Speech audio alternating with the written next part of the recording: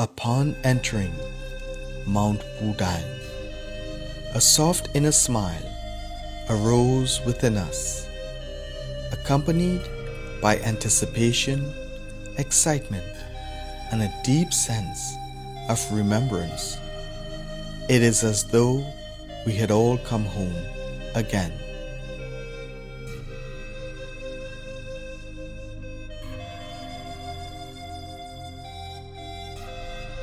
The world outside rushes on, but here in the heart of China, we are learning a different kind of strength, one born not of force, but of stillness.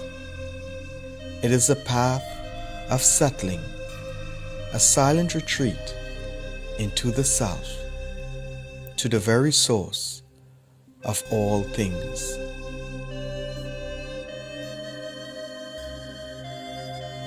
I arrived at Wudang seeking, carrying with me the weight of new and lofty expectations.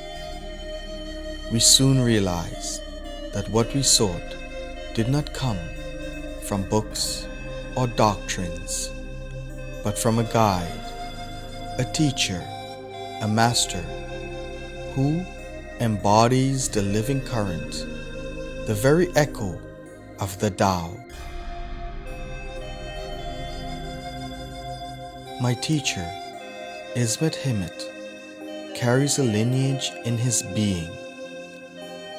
His movements are a story older than words, and he teaches without teaching, correcting without force.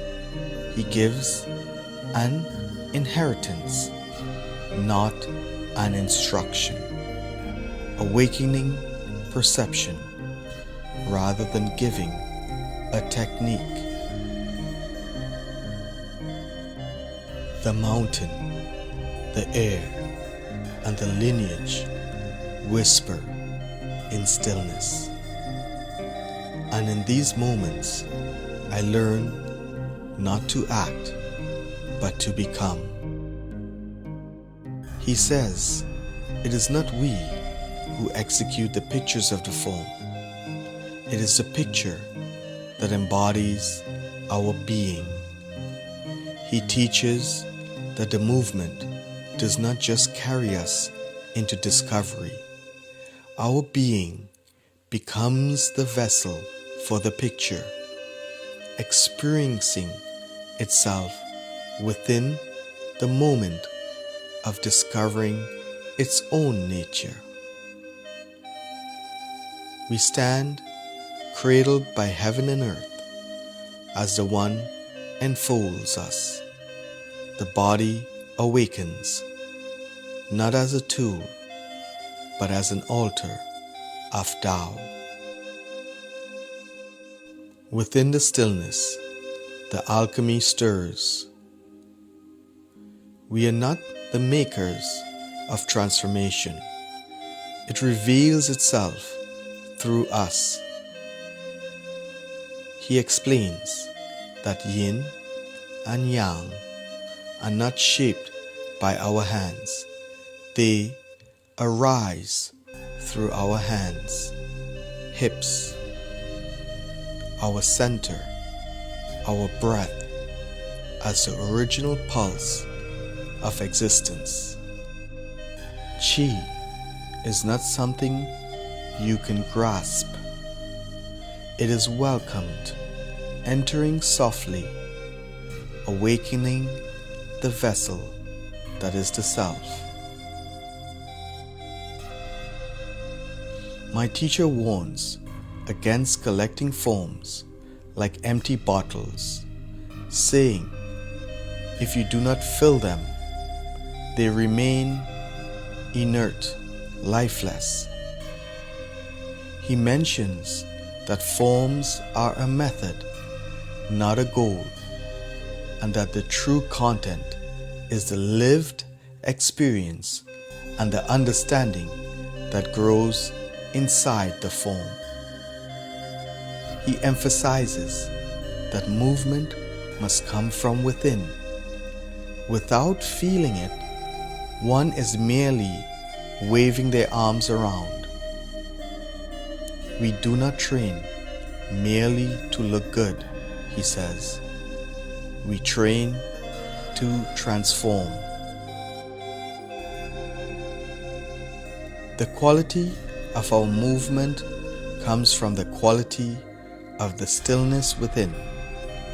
Softness is not weakness, but the capacity to yield and adapt. This is the essence of true power. Real power is relaxed. Tension blocks it. Tension blocks the flow of energy. The highest purpose of martial arts, he continues, is not to fight, but to transform oneself. If you wish to change your body, you train. If you wish to change your mind, you train. If you wish to transform your life, you train. This is a path, not a pastime. Through microcosmic gravity comes trust. Through trust comes consistency. Through consistency comes vitality. Through vitality comes skill. Through skill comes grace. Graceful people illuminate macrocosmic gravity. The way is no longer something I search for. It is the rhythm of my steps, the quiet echo of my breath, and the stillness that carries all things.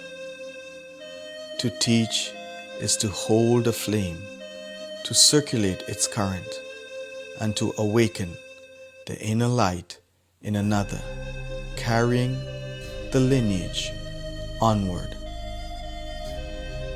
Wudang is not just a place on a map.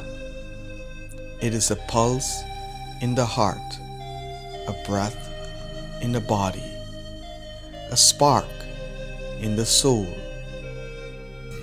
and it flows endlessly through all who listen.